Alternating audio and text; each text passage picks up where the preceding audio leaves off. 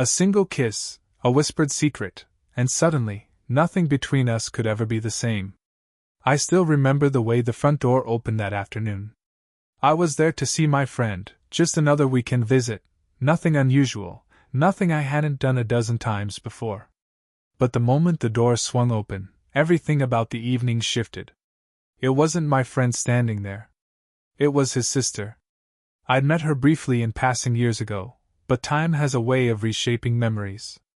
Now, standing in the doorway, she looked nothing like the faint recollection I carried in my mind.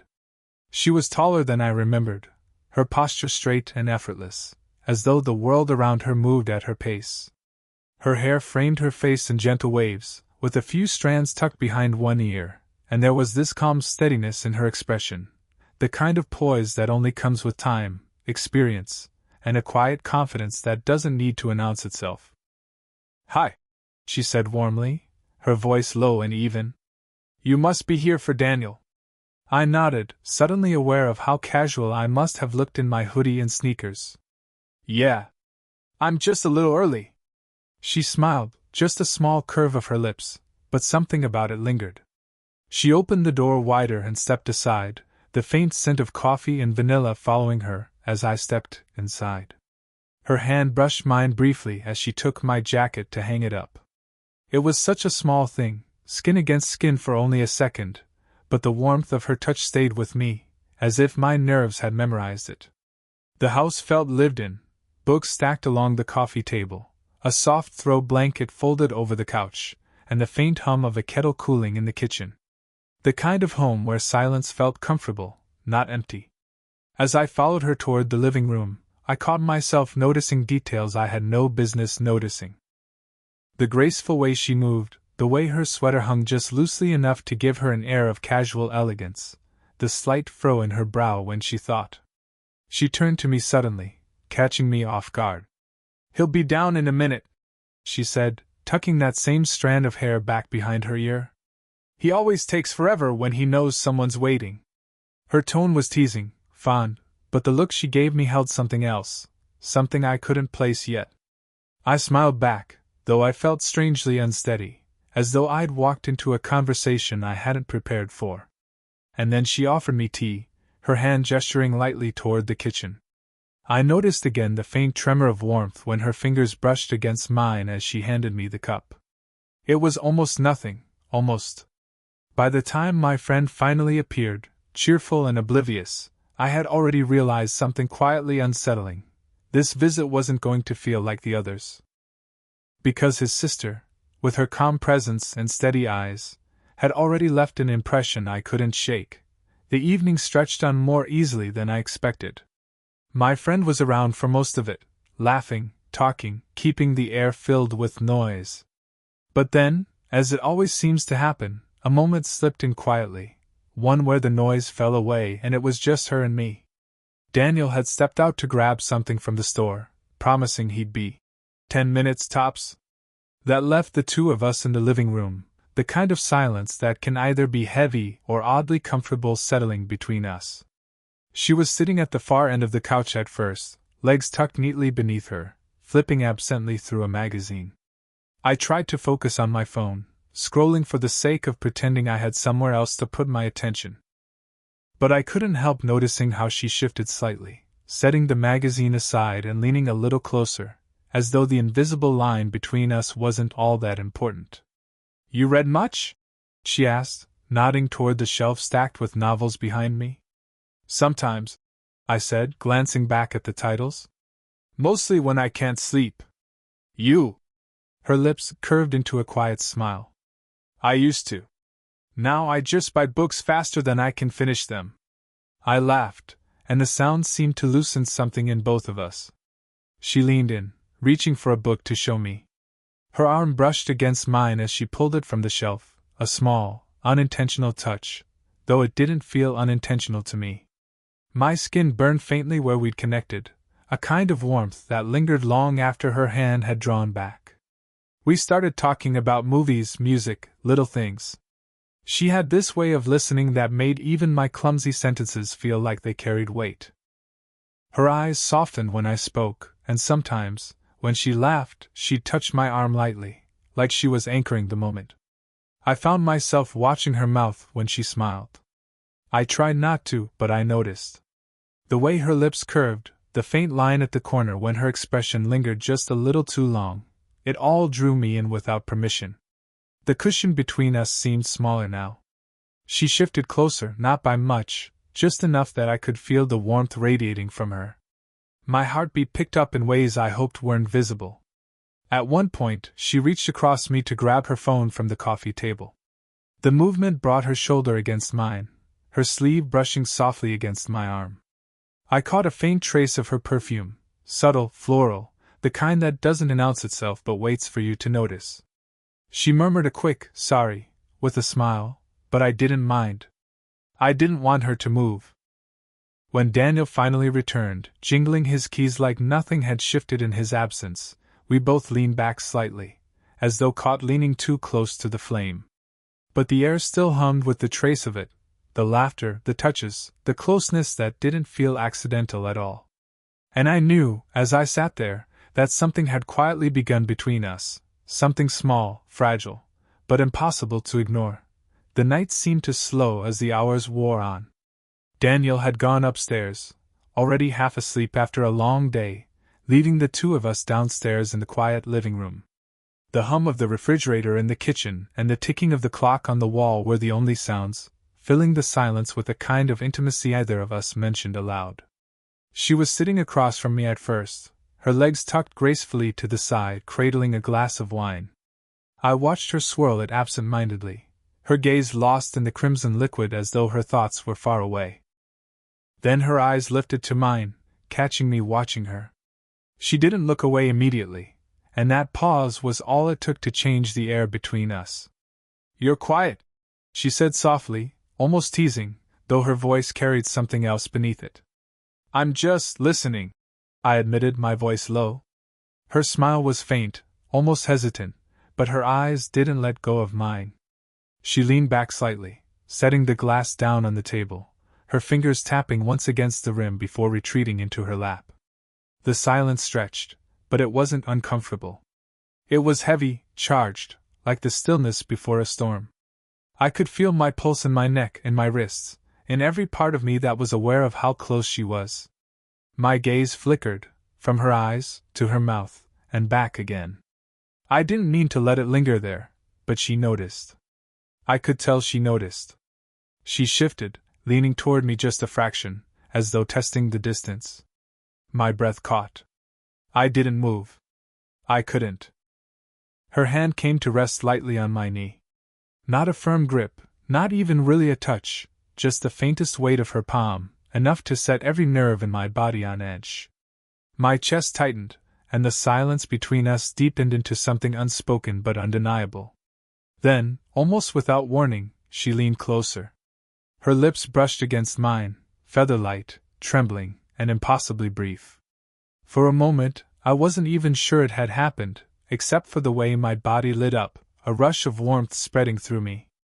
Her mouth was soft, tentative, and gone before I could react. She pulled back sharply, her hands slipping away, her eyes wide as though she hadn't meant to, as though she couldn't believe she'd allowed herself that much. Her breath was unsteady, her gaze darting toward the floor, then back to me. My heart was pounding so hard I thought she could hear it. I wanted to say something, anything, but the words caught in my throat. Her lips parted like she might explain, but no explanation came. Instead, she sat back, crossing her arms over her chest, as though building a wall as quickly as she had torn one down. The kiss was over in seconds. But the taste of it, the shock, the heat, the fragile sweetness of that fleeting moment, it stayed with me. And though she looked away, pretending to compose herself, I knew that neither of us would forget what had just happened. The kiss had barely ended when her voice broke the silence, low and urgent. "Don't tell him about this." Her words landed heavier than they sounded, pulling me back into the reality of where I was, who she was, and what had just happened. The warmth of her lips still lingered on mine, but her tone carried sharp edges, fear, guilt, and something else she couldn't quite hide. She stood abruptly, crossing her arms over her chest as though the gesture could erase what had happened between us. Her eyes avoided mine, fixed instead on the window where faint streaks of rain slid down the glass.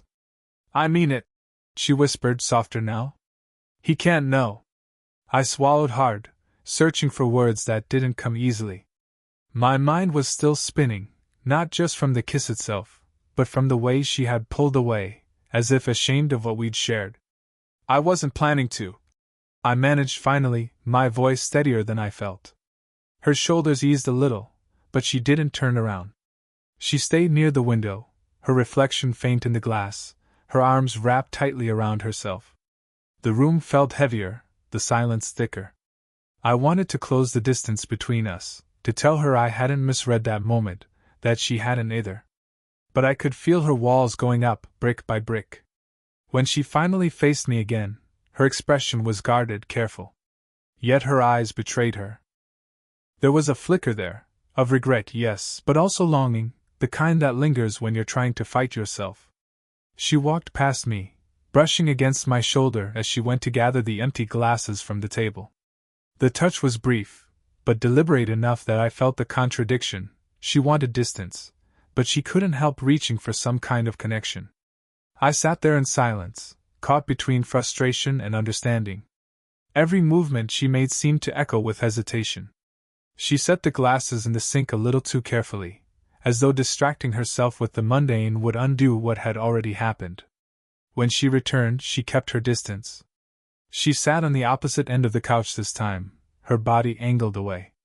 But her hand betrayed her, fingers tapping lightly against her knee, restless, as if something inside her refused to settle. I wanted to reach across the space, to still her hand with mine, but I stayed where I was. Respecting the wall she was trying so desperately to rebuild, even as I sensed she wanted me to notice the cracks in it. That night, when I finally lay awake in the guest room, I couldn't stop replaying it, her whisper, her urgency, the way her lips had trembled against mine before she pulled away. She had said, "Don't tell him about this."